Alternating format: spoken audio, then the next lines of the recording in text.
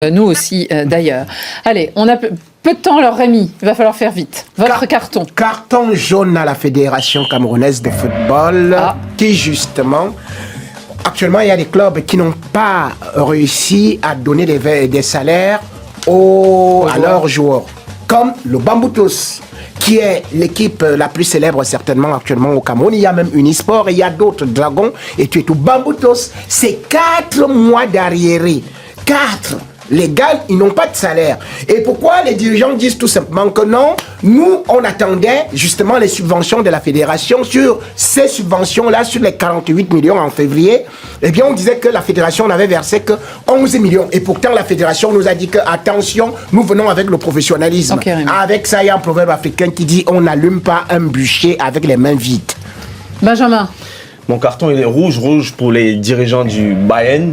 Parce que je m'interroge comment vous pouvez vivre une saison fantastique où vous êtes en compétition pour la Ligue des Champions, vous êtes premier au championnat, vous êtes encore en coupe. Salut la team. Je veux bien être d'accord avec le raisonnement de Rémi. C'est vrai qu'aujourd'hui, au niveau du championnat camerounais, lorsqu'il y a un moindre souci, c'est très facile de tirer sur la fédération directement. Parce que Samuel Eto'o est là, c'est beau, je suis bien d'accord. Mais aussi, on oublie bien de mentionner le fait que les dirigeants camerounais sont en train de se désolidariser de tout. De tout. C'est-à-dire un président de club qui fait 4 mois sans payer les joueurs. Et dessus quoi, les joueurs sont champions. Ils sont actuellement premiers de leur poule. Ils sont déjà qualifiés pour les playoffs. Mais ils ont fait 4 mois sans percevoir leur salaire. C'est facile aujourd'hui. Le grand frère Rémi Ngono va directement tirer sur la fédération.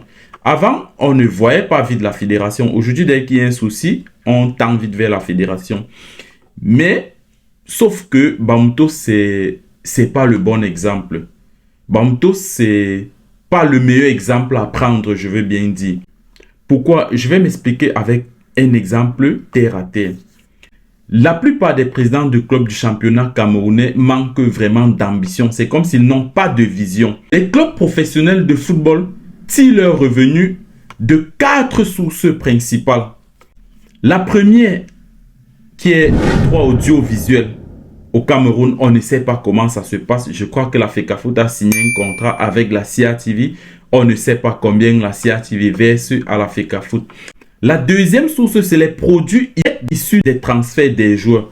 Là, c'est un secteur qu'il faut encore réguler au niveau du Cameroun.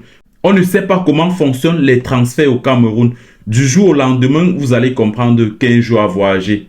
À peine la saison a commencé, un joueur a voyagé. À peine un joueur a fait 5 bons matchs, il a voyagé. À peine un joueur a été appelé en U19, en U20. Directement, il a voyagé, il a allé faire les tests en Espagne, aux États-Unis, partout, je ne sais pas trop. C'est un secteur qu'il faut réguler. La troisième source, c'est la recette des sponsoring. J'aime bien l'exemple de la France. Lorsque vous voyez la France, parfois vous voyez les clubs avec plein de sponsors sur le maillot. Ça, ce sont les sponsors qui remplissent les caisses des clubs. Vous allez parfois voir 3, 4 sponsors sur le maillot. Les sponsors contribuent fortement au développement financier d'un club. C'est un truc qu'il ne faut pas négliger. La quatrième source, c'est la recette de billetterie lors des matchs. Lors des matchs, les clubs de football perçoivent un pourcentage de la vente des tickets. Et Bamboutos, c'est un club bien placé pour profiter de ça avec son million de supporters. Je profite pour faire la transition. Je passe à une cinquième source.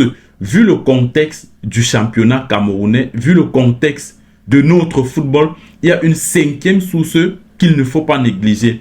Cette cinquième source n'est rien d'autre que l'abonnement fan. Les clubs doivent penser à l'abonnement fan. Je prends le cas de Bamboutos de Bouddha, puisque Rémi Ngono a mentionné Bamboutos de Bouddha. Et c'est bien de parler de Bamboutos de Bouddha parce qu'ils sont qualifiés pour les playoffs. Malgré le fait qu'ils ne sont pas payés, les joueurs se sont battus. Ils ont tout donné pour être qualifiés pour les playoffs. Les dirigeants de Bamboutos, ou du moins Bamboutos, aime se gonfler le torse en disant que nous sommes le club aux millions de supporters. Ça veut dire que vous avez environ 1 million de supporters. Ça peut se voir lorsque Bamboutos joue contre Union, contre Canon, le stade est toujours plein. Mais comment est-ce que Bamboutos peut profiter de ce million de supporters? Ça se voit que Bamoutos ne profite pas de ce million de supporters. Si Bamoutos a réussi à faire 4 mois sans payer ses joueurs, ça veut dire que ce million de supporters n'est pas du tout rentable pour Bamoutos de Bouddha. Je prends un cas simple. Si Bamoutos de Bouddha a 1 million de supporters, ça veut dire que si Bamoutos décide chaque début de saison de faire payer à chaque supporter une carte abonnement de 100 francs seulement, on va faire 1 million par 100 francs. Ça nous fait 100 millions de francs CFA. Ça veut dire que si Bamoutos fait inscrire ses supporters juste 100 francs, Bamoutos commence la saison avec 100 millions de francs CFA déjà. Avec 100 millions de francs CFA, c'est clair et net que Bamoutos ne doit pas rester 4 mois sans payer ses joueurs parce qu'il attend un certain 48 millions que la FECAFOOT a promis. Allons un peu plus bas. Imaginons seulement que sur les 1 million de supporters, Bamoutos a seulement 100 000 supporters fidèles. 100 000 fidèles. Dans les 100 000, Bamoutos décide de faire payer une carte abonnement de 1000 francs CFA. Ça fait 100 millions de francs CFA. Ça veut dire que Bamoutos commence encore la saison avec 100 millions de francs CFA. Si Bamoutos a seulement 100 000 supporters fidèles sur son million de supporters. Sans oublier le fait qu'il y a les supporters qui peuvent facilement donner 5 000, 10 000, 100 000, 200 000. Mais on se limite juste à 1000 francs. Pour rendre les supporters rentables, Bamoutos doit commencer l'année au moins avec 100 millions de francs CFA chaque année. Sans compter l'apport des sponsors, l'apport des redevances audiovisuelles, la FECAFOOT, on laisse tout ça de côté. Pensons juste aux supporters. Mais Bamoutos ne parvient pas jusqu'à présent à convertir ses supporters, à rendre ses supporters rentables. Et directement, c'est facile d'aller tirer sur la FECAFOOT. Les joueurs passent 4 mois sans percevoir le salaire. Mais le président de club comptait sur quoi? Quand tu es président, prends soin de tes joueurs. Ce que la FECAFOOT donne, c'est vrai, vous le méritez. Là, je suis d'accord. Je suis d'accord. Là, je ne veux pas dire que non, la FECAFOOT ne doit pas vous payer. Ce n'est pas ce que je suis en train de dire. Mais ce que la FECAFOOT vous donne doit être un plus. Qu'est-ce que vous faites? Quel est l'effort que vous faites pour mettre les joueurs à l'aise? Jusqu'à passer 4 mois sans payer les joueurs. Mais ce qui est marrant, c'est que malgré tout ça, les joueurs donnent le résultat. Le rendement est là. Ils sont champions. Ils sont premiers de leur poule. Ils sont actuellement premiers, déjà qualifiés pour les playoffs. Donc, cher président de club, essayez de chercher d'autres sources de financement. La FECAFOOT doit être un plus. On est tous d'accord que la FECAFOOT a son apport, mais la FECAFOOT doit être un plus. Allez ailleurs chercher les sources de financement. Ne restez pas là à vous focaliser, à attendre que la FECAFOOT vous donne tout. Allez la famille, on va s'arrêter là. Ciao!